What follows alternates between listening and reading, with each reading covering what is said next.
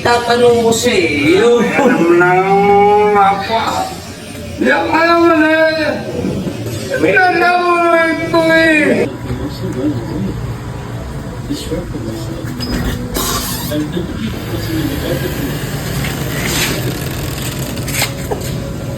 Nero, wala naglalaro ko na naman ako. Mamaya na, may gagawin ako sa may tatanong ko sa iyo. Alam ng apa. Yan kaya mo na yan. Minalaman mo ito eh.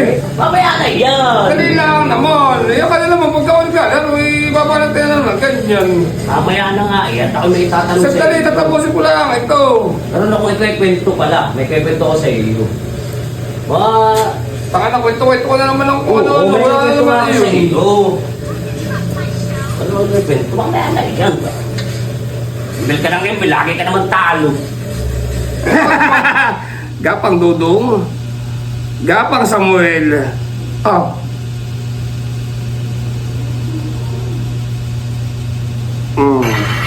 Oh. Tang-inang yan.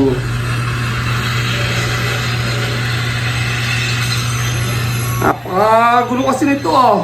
Naglalaro kami rito eh. Ano na naman? Panyero, ka nga rito. Ano ba yung tatanong mo? Wala akong itatanong, may Ano siya ako? Natatuloy kami. may kwento ako sa iyo. Tato na lang naglalaro, tsaka kababa na tanggan yan. Nakatangga kayo eh. May kwento ako sa iyo. O ano nga yung kukwento mo? Ganito kasi yan. Ako may kwento na Suya ka ah. Ito nga Oo, sige, makikinig ako. bitawan mo muna. Yan, talo ka na nga eh. Maggulo mo kasi ah.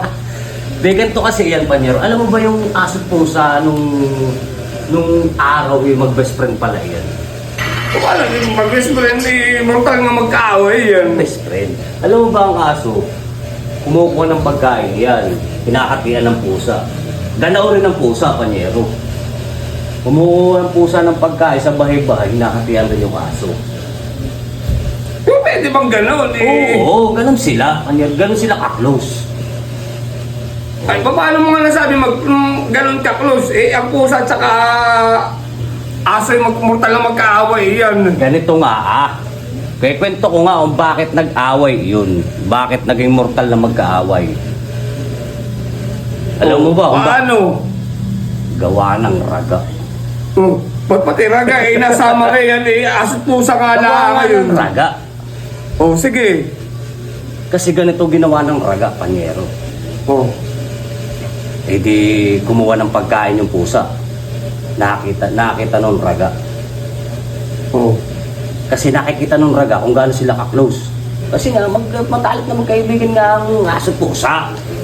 Eh ngayon, sabi nung ragaso sa pusa, hindi mo ba alam na tinataguan ka ng pagkain ng best friend mong aso? Oh. Eh di siyempre nag-isip yung pusa. Isip. Ngayon, ganun rin pala sinabi nung raga sa aso. Nag-isip rin yung aso. Ngayon, simula nung kumuha na ng pagkain, yung aso, hindi na pinupuntahan si pusa. Hindi na binibigyan, gawa Hindi na na raga. binibigyan. Ganon rin si pusa, hindi na rin binibigyan. Gawa ng raga nga noon. Siniraan nga sila sa isa't isa. Abit isang bahay raga pala yun. Ngayon, nagkasalubong sila, pusa at aso. Oh. Alam mo ba, sabi nung aso, sige, lahat ng pagkain mo, nakita, lahat ng pagkain mo, kukunin ko sa iyo, kakainin ko. Siyempre, maliit na yung pusa eh. Oo, Malay maliit. aso eh, Oo. tatakot yun. Ngayon, alam ba sabi ng pusa? Oh. Hindi mangyayari yun, kahit tae kakainin ko. Kahit tae mo, kakainin ko. Sino masabi? Ng aso. Oh. Ngayon, di ba ang pusa, pag tumatae, tinatabunan. Ang eh, nag-uungkal muna Oo, kayo. tsaka tinatabunan.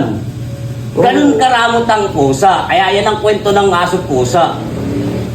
Mag-best friend sila na nag-away dahil sa raga. Ang dilintik na raga talaga yun. Eh. Talagang Oo, edi. napakaliit. Ibig may yung aso't pusa ay pagkawain Hindi na eh. siya sa kwento ko, ano eh.